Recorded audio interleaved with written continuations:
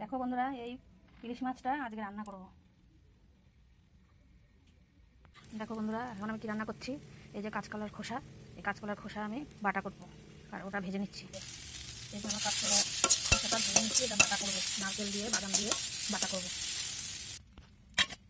এই দেখো, ইলিশ মাছ দিয়ে কাঁচকলা দিয়ে নারকেল দিয়ে কখনো খেয়েছো?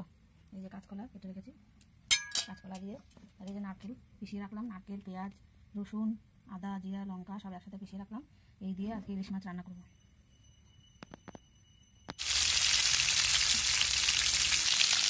মাছটা ভাজা হয়ে গেছে, তুলে নেবো।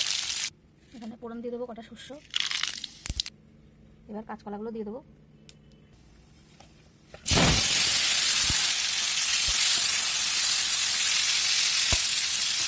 এর মধ্যে দিয়ে দেবো লবণ, কাঁচকলার মধ্যে দিয়ে দেবো লবণ।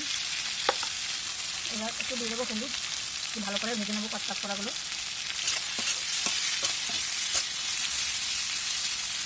দেখো কলাগুলো ফ্রাই হয়ে গেছে। এবার মশলাটা দিয়ে দেবো।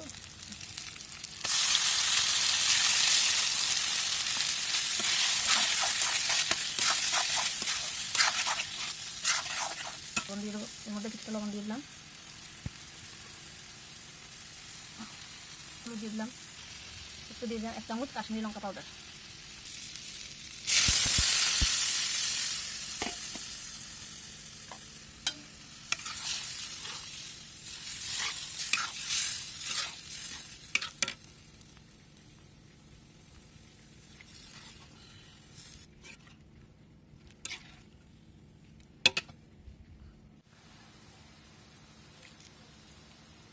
একটু দিয়ে দিলাম চিনি।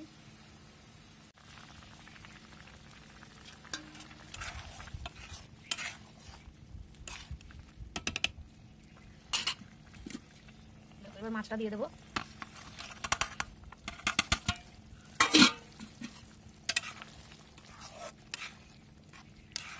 একা একা রান্না করে ভিডিও করতে খুব অসুবিধা হয় আমার। দেখো, আমি একা একাই ভিডিও করছি, একা রান্নাও করছি, এদিকে ভিডিওও করছি। আমাকে হেল্প করে দেওয়ার মতো আমার পাশে কেউ নেই, সবাই যার যার মতো কাজে ব্যস্ত।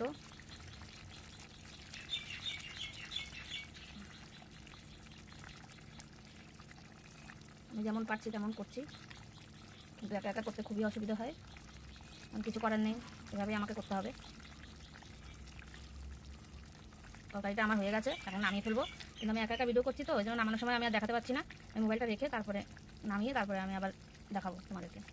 আগে দিয়ে দিলাম একটু গরম মশলা পাউডার।